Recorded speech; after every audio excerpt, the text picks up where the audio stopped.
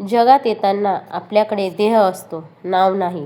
जग सोडताना मात्र नाव असतं, देह नाही. मिळालेल्या देहाचे नावात रूपांतर करण्याचा हा प्रवास म्हणजे आयुष्य. हाय, हॅलो, नमस्कार. श्री स्वामी समर्थ. कशा आहात सर्व? सर्व ठीक असतील अशी मी आशा करते. तर आम्हाला आहे ना आज कार्यक्रमासाठी जायचं होतं. सर्वजण निघून गेलेले होते, फक्त आम्ही दोघंच मागं राहिलेलो होतो, कारण की हे पण आलेले नव्हते. हे आल्यानंतरून ना त्यांना गावातलं दूध घालायचं होतं. मग नंतर आम्ही गेलो. घरात पण खूप सारं काम पडलेलं होतं, त्याच्यामुळे ना मी लेटच गेले. आणि तिकडे ना कार्यक्रम पण चालू झालेला होता. पण घरातले आवरून म्हटले, पाहुणे पण होते, म्हटले घरातलं पहिलं आवरून घेते मग जाते. घरातलं पहिले सर्व आवरून घेतलं आणि मग गेले. कपडे वगैरे धुवून झालेले होते. आणि मग नंतर आम्ही दोघंजण गेलो होतो. गेल्यानंतरून ना निम्मा कार्यक्रम झालेला होता आणि मग फक्त कीर्तन बाकी होतं. मग आम्ही कीर्तनासाठी मग गेलो म्हटलं, कारण की गावातच होता कार्यक्रम. मग आमच्या घरातले सर्वजण गेलेले होते. सकाळीच आहे ना मिरवणूक पण निघाली होती, कारण की ह्या पोरी दिसत आहे ना, ह्या पूर्ण कलश घेऊन आहे ना पूर्ण गावभरानं मिरवणूक काढलेली होती. म्हणजे तिकडं नर्मदा परिक्रमाकडून पाणी आणलेलं असतं ना, ते कलशात घेऊन ते पूर्ण गावभर फिरवलं जातं.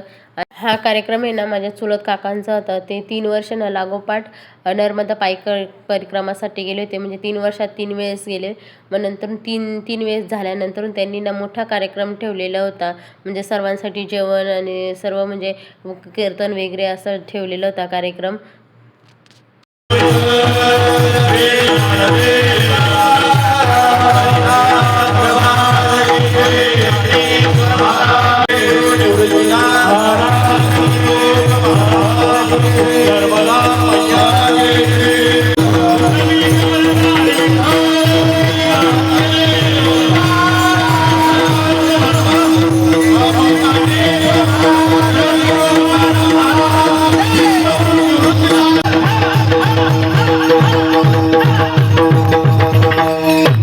काळ सारावा चिंतनी. कुठं घरात बसून करायचं का? नातवंड करू देणार नाही. एकांतवासी गंगा स्नाने, एकांतामध्ये वास करून गंगेच्या काठावरती आपलं राहिलेलं आयुष्य व्यतीत करावं. अजून काय केलं पाहिजे? देवाच्या पूजने, देवाची पूजा करावी. प्रदक्षिणा, तुळशीला प्रदक्षिणा करावी. एका विशिष्ट वयानंतर माणसानं आपलं शरीर निरोगी राहावं म्हणून माणसानं योग्य पद्धतीचा आहार केला पाहिजे. युक्त आहार विहार, मापामध्ये जेवण केलं पाहिजे. नेम इंद्रियासी सार, आपल्या शरीराला काही नियम घालून दिले पाहिजे. नसावी बासर, नेत्रा बहु भाषण, जास्त झोपही नसावी. आणि एका विशिष्ट वयानंतर माणसानं जास्त बोलू सुद्धा नाही. मग करायचं काय? सगळ्यात मोठं धन जर काय असेल तर परमार्थ महाधन. परमार्थासारखं धन नाही. काय करतो परमार्थ? जोडी देवाचे चरण, देवापर्यंत घेऊन जातो. व्हावया जतन, हे उपाय लाभाचे. हे जतन करा, कारण हे आपल्या लाभा करता चांगले उपाय आहे.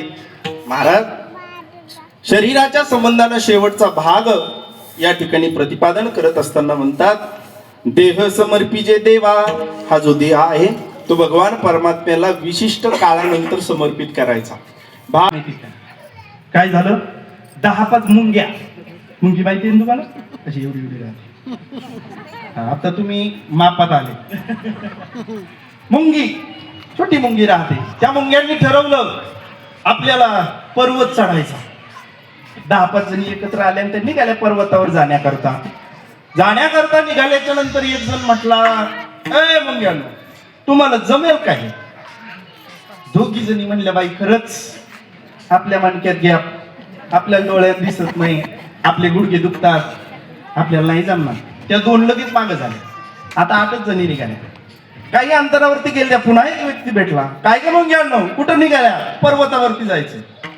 अरे तो पर्वत केवढा, तुम्ही केवढ्या, कधी जाल आणि गेल्या तर परत याल का? पुन्हा 3 म्हटल्या, बाई खरंय, लेकरं बाळ घरी वाट पाहते, नातू आपल्याशिवाय भाकर खात नाही, कसं जमेल आपल्याला? त्या 3 माग सरकल्या. आता 5 राहिल्या. पुन्हा काही अंतरावरती गेल्या, पुन्हा एक व्यक्ती भेटला. काय का मुंग्यांनो, कुठं? पर्वतावरती. अगं तो पर्वत केवढा, तुम्ही केवढ्या, जमेल? पुन्हा 2 माग सरकल्या. थोड्या अंतरावरती गेल्या, पुन्हा काही लोकांची चर्चा चालली होती. लोकांची चर्चा, लोक म्हणले पा आता ह्या मुंग्या आणि कुठं चाल्या पर्वतावर. अरे यांना उमरा ओलांडता येईना.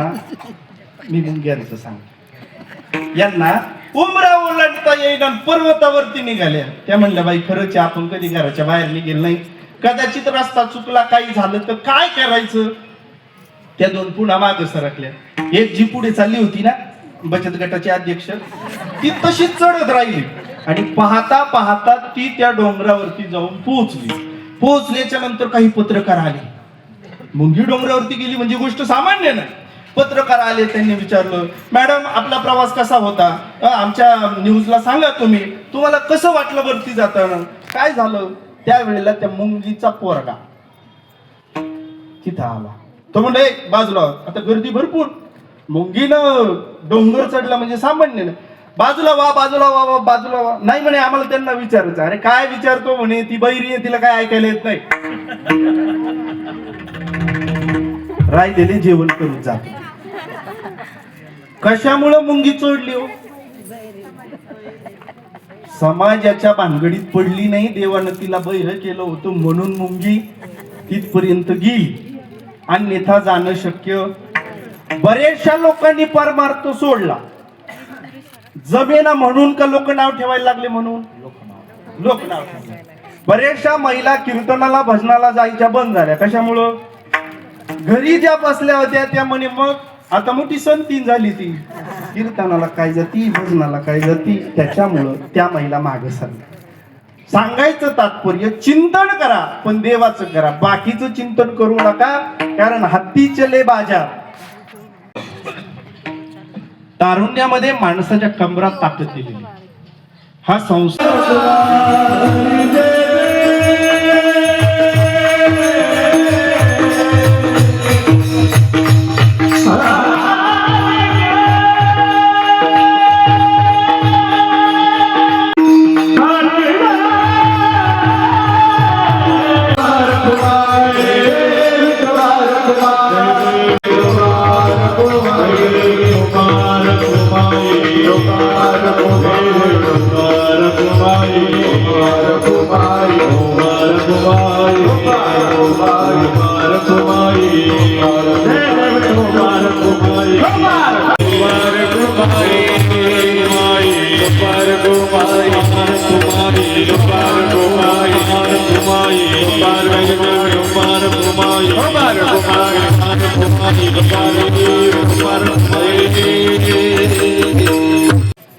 सांप्रदायिक मंडळी, नर्मदा पायिक्रमा सांगता सोहळ्यानिमित्त आपले रामानंदाचार्य रामायणाचार्य गोरख महाराज धात्रक यांनी जे गोदावरी तीरी आपल्याला जे अमृत पाजलं त्याबद्दल त्यांचे गावकऱ्यांच्या वतीनं व आपल्या संप्रदायाच्या वतीनं ऋण व्यक्त करतो. आणि सर्वांनी जेवण केल्याशिवाय जायचं नाही. खूप छान कार्यक्रम झालेला होता आणि जे मला योग्य वाटलं ना ते तुमच्यासोबत शेअर पण केलं. खूप कीर्तनकार खूप सुंदर होते, कारण की त्यांनी ना खूप छान छान मुद्दे तिथं मांडलेले होते आणि त्याच्यातून खरंच कीर्तनामध्ये जे सांगतात ना खरंच काहीतरी घेण्यासारखं असतं. आणि नेहमी कोणाला वेळ भेटला तर नेहमी कीर्तनाला जा. इकडं बघा स्वामी पण बसल्या बसल्या ना झोपून पण गेलेला होता. मी इथं ना सर्वजण आलेले होते, सर्व पाहुणे होते. तिन्ही आत्या, माझी काकू, माझी लहान बहीण अक्षरा, परत वहिनी, सर्वजण इथं बसलेले होते. आणि सर्वांनी ना कार्यक्रमाला पण खूप छान एन्जॉय केले कार्यक्रम. आणि नंतर जेवणाचा पण कार्यक्रम होता. मग सर्वांनी जेवण वगैरे केले. आम्ही नंतरून जेवायला बसलो होतो, कारण की पहिले ना खूप मोठी पंगत बसलेली होती जेवणाची. त्याच्यानंतरून आम्ही बसलो. तिथं ना सर्वजण एकमेकांना भेटत होते, कारण की भेटायला ना असा कधीतरीच कार्यक्रमातच वेळ भेटतो, नाही तर कोणी कधी कार्यक्रमात असं घरी जाऊन स्पेशल कोणी भेटत नाही. त्याच्यामुळे ना असं काही कार्यक्रम असला तरच एकमेकांची भेट होते.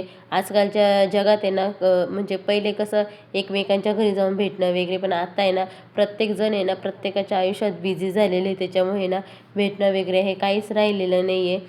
पहिले कसं असायचं, प्रत्येकजण आहे ना असं कधीतरीच भेटायचं. आणि आता आहे ना कसं झालं, मोबाईलचा जमाना आला. मोबाईलमुळे ना आता असं वाटतं प्रत्येकजण आपल्या जवळच आहे. त्याच्यामुळे ना कुणी कोणाकडे एवढं जात नाही. पहिले तरी कुणी म्हणजे 2-2 दिवस आहे ना आपल्या बहिणीकडं म्हणजे दुसरीकडं असं कुठं गेले तर राहायचे. पण आता आहे ना, आता मोबाईलमुळे ना पटकन निरोप पण जातात, सर्व गोष्टी होतात. त्याच्यामुळे ना कोणीच कोणाकडं जात नाही, जास्त वेळ जातात आणि थोड्या वेळ बसून आणि लगेच निघून येतात. फक्त तात्पुरतं पहिल्यासारखं काहीच नाही राहिलेलं ना. आता आहे ना, आम्ही माझ्या लहान आत्याच्या घरी आलेलो होतो, कारण की लहान आत्याचं घर आहे ना तिथं जवळच आहे. त्याच्यामुळे सर्वजण आहे ना तिथं जमलेलं होतं. नंतर आम्ही घरी गेलो, कारण की खूप ऊन पण होतं. मग उन्हात घरी जायचं ना, त्याच्यामुळे ना मग आम्ही तिथंच बसून घेतलं. मग काका आल्यानंतर आम्हाला घरी सोडलं. तोपर्यंत आम्ही लहान आत्याच्या इथंच राहिलो, कारण की स्वामी पण बारीक आहे आणि त्याला उन्हात घेऊन जायचं ना. म्हटले चला, मग काका म्हणे मीच तुम्हाला सोडतो. त्याच्यामुळे आम्ही तिथंच थांबून घेतलं. आणि तुम्हाला व्हिडिओ आवडला असेल ना, नक्की लाईक शेअर आणि सबस्क्राईब करा.